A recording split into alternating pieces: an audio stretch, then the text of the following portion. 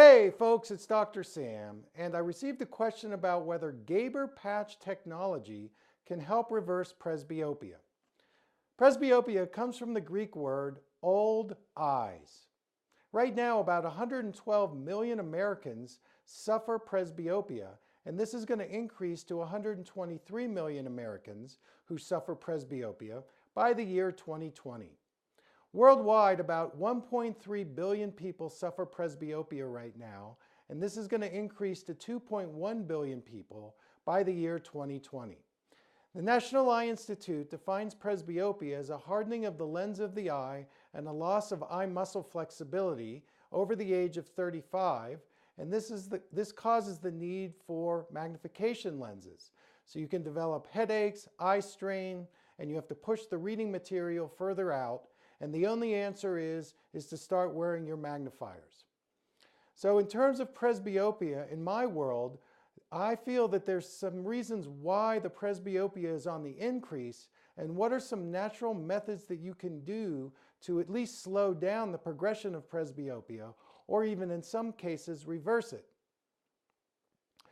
I think one of the main factors of presbyopia on the increase has to do with the digital device use. When we're focused for long periods of time at one distance, this is going to harden the lens of the eye and reduce our eye muscle flexibility. If we're using progressive lenses or multifocal lenses, we have to focus through a tiny hole in our focusing system, and this puts a lot of stress on our eyes and our brain in order to be able to see. And so over time, this is going to increase our visual stress, and it's going to accelerate presbyopia. If you wear monovision correction for contact lenses, where one eye is corrected for distance or one eye is corrected for near, this puts incredible stress on the near eye to have to do all the focusing. This can also occur through LASIK surgery, monovision, and also cataract surgery, monovision. I don't recommend doing monovision in these situations because it's going to accelerate your presbyopia. Also, if you've had inserted intraocular lenses of multifocal lenses, or you wear contact lenses in a multifocal system, these are bifocal contact lenses, this is also going to increase your presbyopia. So in terms of the hardening of the lens of the eye, what this is due to is oxidative stress. So you're not getting enough oxygenation and hydration into the eye tissue, especially the lens of the eye and the eye muscles.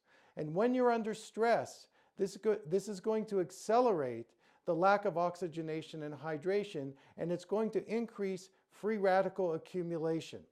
So you want to make sure to supplement with things like glutathione, lutein, zeaxanthin, beta-carotene, vitamin A, vitamin E, vitamin C, quercetin, bilberry, selenium, chromium, magnesium.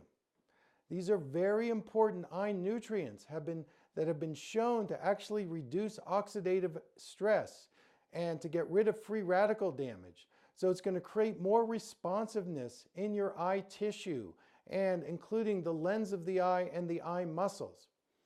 Now here's another tip, that if you're wearing magnification glasses for reading, you want to use less power of magnification for the computer because the distance is further away, and if you wear the reading magnifiers for the computer, it's going to make your eye muscles work harder and stress out faster. In some of my testing, I have found that people that develop presbyopia do so because they're not using both of their eyes together.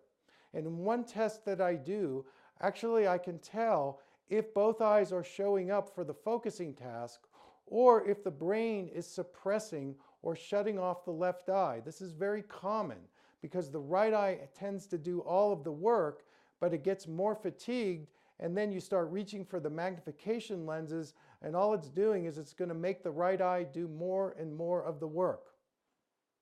Now, in terms of the Gabor patch technology, this is a technology. I actually downloaded the app onto my phone, and I did the eye exercise program for about a week. And the premise is that you look at certain patterns that are parallel lines, and they flash at different speeds. And by doing that, what it does is it actually stimulates the visual cortex. And I will say that over the week that my visual recognition, my visual reaction time actually increased by doing this eye exercise program. But there was no conversation at any point during this Gabor Patch technology to include the eyes into the eye exercise program. So yes, you can stimulate visual processing in the visual cortex, but you have to include the eyes in the equation where you want to include eye muscle flexibility and visual coordination techniques into this Gabor Patch technology. And that wasn't included in it. So it isn't just the brain. We have to include the eyes in the conversation. And you know, it's really interesting that most eye doctors don't include the brain in terms of the visual processing and visual exercise program. And then there are people who are not eye doctors who talk about the brain as the source of improving the visual system, but they're not including the eyes in the conversation. Folks, let's include the eyes and the brain and the body. Vision is a whole body process. It's not just the brain, it's not just the eyes, it's both. And I think that when we include both of them, we're going to have more lasting, effective results. Some other things about the Gabor Patch technology that I didn't care for is there was no conversation about the blue light pollution that comes off the digital devices. So if you're doing any eye exercise program off of an iPhone or a tablet, you should include the blue light pollution that can actually damage your eyes. And there was no conversation about that. I also like to work in free space. That means that I don't like to use technology when I'm doing my physical therapy for the eyes. I think that when you do free space eye exercises, you're actually returning to more of a natural experience and how your visual system is supposed to work. And moving away from the technology actually gets you away from the EMF pollution and also the other negative effects of what digital devices do. So overall, I think you can slow down the progression of presbyopia, and in some cases you can reverse it. In my situation, my visual system is really strong. I don't suffer presbyopia. I can read 20/20 at near and at distance. So I don't think we can just blame it on age in terms of losing our eyesight.